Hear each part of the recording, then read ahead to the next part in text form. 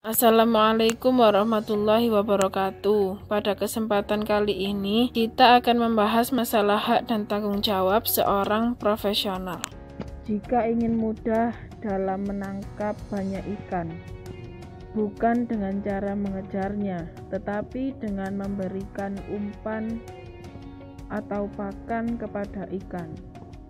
Pada saat pakan ikan kita berikan, maka ikan akan berbondong-bondong untuk datang, sehingga kita mudah untuk menangkapnya.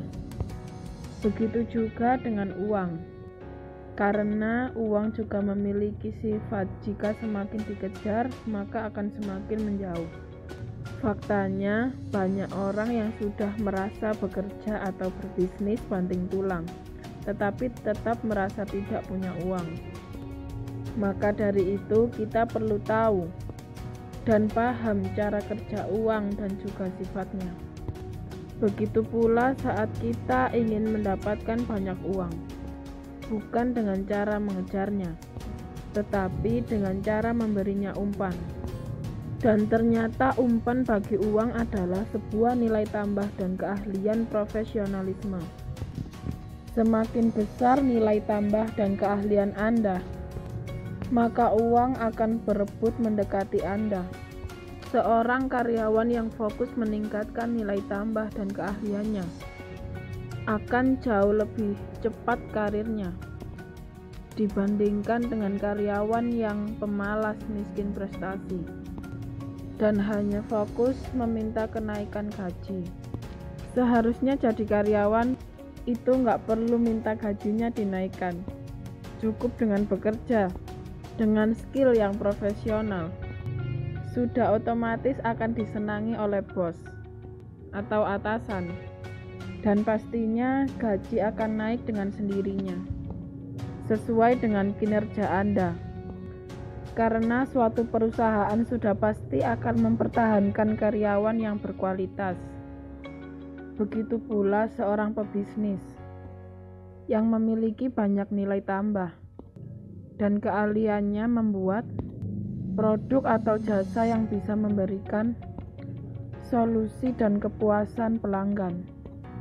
Dengan produk kualitas terjamin dan keterampilan jasa yang terlatih, maka pengusaha yang seperti ini yang akan dikejar-kejar uang. Contohnya Gojek atau ojek online. Pada saat ini memberikan solusi kepada jutaan orang, maka sang penggagasnya sudah pasti uang berdatangan kepadanya karena memberikan nilai tambah atau solusi kepada banyak orang dan dikemas dengan sistem kerja yang profesional dan terpercaya. Contohnya lagi marketplace, jasa ekspedisi, dan lain-lain. Dan hal ini bisa diterapkan dalam segala usaha atau bisnis, skala kecil, apapun pekerjaan Anda, dan apapun profesi Anda. Kuncinya Anda harus banyak belajar, terlatih, dan fokus. Karena semakin banyak manfaat yang kita berikan kepada banyak orang, maka semakin banyak uang yang kita peroleh.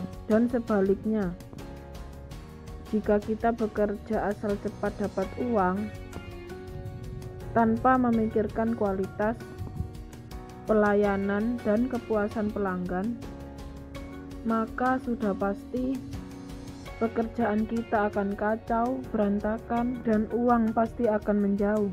Oleh karena itu, antara hak dan tanggung jawab harus seimbang. Hak dan tanggung jawab profesionalitas seorang guru. Hak memperoleh penghasilan di atas kebutuhan hidup minimum dan jaminan kesejahteraan sosial.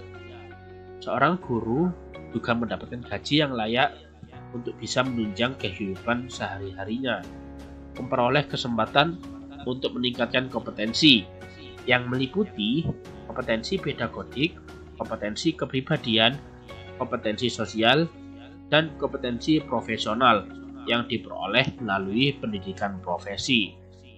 Memperoleh dan memanfaatkan sarana dan prasarana pembelajaran untuk menunjang kelancaran tugas keprofesionalitasannya, memperoleh pelatihan dan pengembangan profesi dalam bidangnya masing-masing. Tanggung jawab seorang guru yakni merencanakan pembelajaran, melaksanakan proses pembelajaran yang bermutu, serta menilai dan mengevaluasi hasil pembelajaran, yakni bisa merancang RPS dan merancang bagaimana taktik kegiatan belajar mengajarnya supaya menarik untuk diminati oleh seorang siswa. Selanjutnya ada bertindak objektif dan tidak diskriminatif atas dasar pertimbangan jenis kelamin, agama, suku, ras, dan kondisi fisik tertentu, atau latar belakang keluarga, status sosial, ekonomi, peserta didik dalam pembelajaran.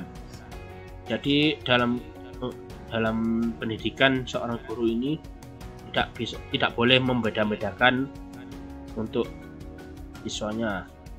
Yang terakhir ada menjunjung tinggi peraturan perundang-undangan, hukum, dan kode etik guru serta nilai-nilai agama dan etika.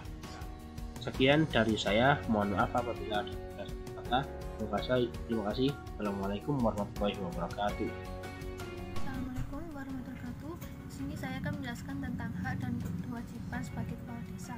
Untuk yang pertama itu sebagai hak kepala desa itu berhak sebagai yang pertama mengusulkan struktur organisasi dan tata kerja pada pemerintahan desa. Untuk yang kedua itu mengajukan perancangan dan menetapkan peraturan desa. Untuk yang ketiga itu mendapatkan perlindungan hukum atas kebijakan yang dilaksanakan. Dan yang keempat itu memberikan mandat pelaksanaan tugas dan kewajiban lainnya kepada perangkat desa. Dan yang kedua itu ada kewajiban sebagai kepala desa. Untuk yang pertama itu meningkatkan kesejahteraan masyarakat desa. Yang kedua itu memelihara ketentraman dan ketertiban masyarakat. Yang ketiga itu menaati dan menegakkan peraturan di perundang-undangan. Terus yang keempat itu menjalin kerjasama dan koordinasi dengan seluruh pemangku kepentingan di desa. Lalu yang kelima itu melaksanakan urusan pemerintahan yang menjadi kewenangan di desa tersebut. Lalu yang keenam itu mengembangkan perekonomian masyarakat. Lalu yang ketujuh itu menyelesaikan perselisihan di masyarakat. Lalu yang kedelapan itu membina dan melestarikan nilai sosial budaya di masyarakat. Yang kesembilan itu mengembangkan potensi sumber daya alam dan melestarikan lingkungan hidup di sana. 10 itu memberikan informasi kepada masyarakat. Kesimpulannya, jika kita sudah melaksanakan kewajiban kita dengan penuh tanggung jawab, maka dengan seharusnya kita berhak memperoleh apa yang sudah menjadi hak kita.